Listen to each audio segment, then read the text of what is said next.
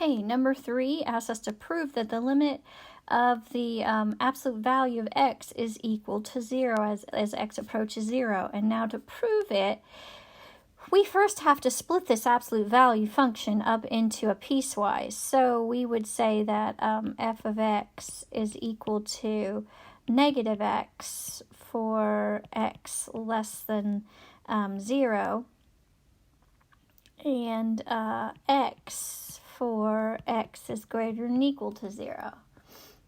Okay, doesn't really matter when you're talking about limits where you put this, and you can even just leave one less and one greater because we don't care what it is at that function for limits. So I just always kind of put it on the bottom one. So now we have a piecewise. We have to set that up first, and then we can say the limit, we can look the left and right. So the limit as x approaches 0 of negative x, or I guess we could go, it approaches 0. Let's see, let me change this because you're going to think that, but let's go from the left of f of x is equal to 0, right? You know what this looks like, right? So from the left it equals 0, and then the limit as x approaches 0 from the right, which would be this equation, of f of x equals 0. Therefore, the limit as x approaches 0 of the absolute value of x is equal to 0. Okay, so you've got that. So because the left-handed and the right-handed equal 0, they're both, the limit can be 0. Okay, number 4, example 4, says describe the behavior of f of x as 1 over x near x equals 0 using limits. All right, well, this requires that you know what this function looks like, right? We know this function looks like that. And if you don't, you should by now, okay?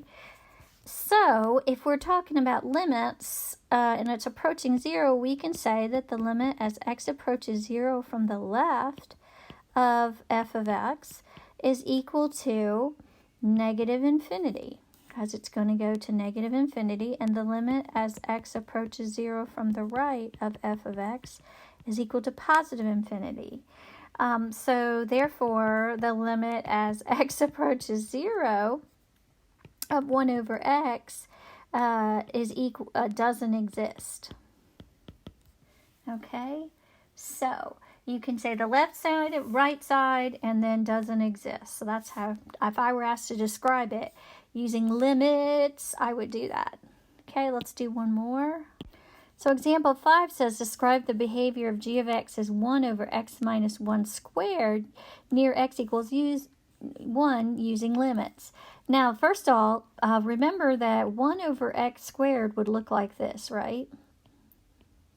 Okay, and so that is the same function translated right 1, right? And so instead of having an asymptote, a vertical asymptote at x equals 0, it has a vertical asymptote at, it would look like this. It would have it at x equals 1, but it would be exactly the same graph, right? So this requires that you know a little bit about these graphs. So the limit as x approaches 1 from the left of f of x is equal to positive infinity. And the limit as x approaches 1 from the right of f of x equals positive infinity. Now, infinity is not a number, and so really the limit doesn't exist. But if they're the same, you can say that as x approaches 1 of f of x, the limit approaches infinity. So you can say that. Okay, so that was example 5. Let's fit one more in here. Okay, example 6 gives us h of x is 1 plus 3 over x minus 2. And I want you to describe the behavior of h, the function, using limits. Now, first off, you need to know, we can't look at this like that. We have to make it, into a fraction. We can see how to graph. So if you make each, give a common denominator, this is x minus 2 over x minus 2 plus 3 over x minus 2. which is x minus 2 plus 3, or x plus 1 over x minus 2. So they give you that, but you should be able to do that on your own. Now, what does this graph look like? Gosh, come on, bring it all back together. We got a vertical asymptote at 2, okay, right? And we have a horizontal asymptote at 1 because you're looking at A over B here. So you're looking at that. And then if you want, you can just pick like 3. Would 3 be positive or negative? So, or above 1. So 3 is 4 over 1. So it would be up here at 4. So you know it goes like that. And then let's pick 0. It'd be 1 over negative 2. So at 0, at x equals 0, we are going negative. So this has to look like that. So we have a picture of our graph. So now we can say the limit as x approaches, we would be talking about 2 probably, right? 2 of h of x is equal to negative infinity. And the limit as x approaches 2, this is from the left, from the right of h of x equals positive infinity. And guess what this implies?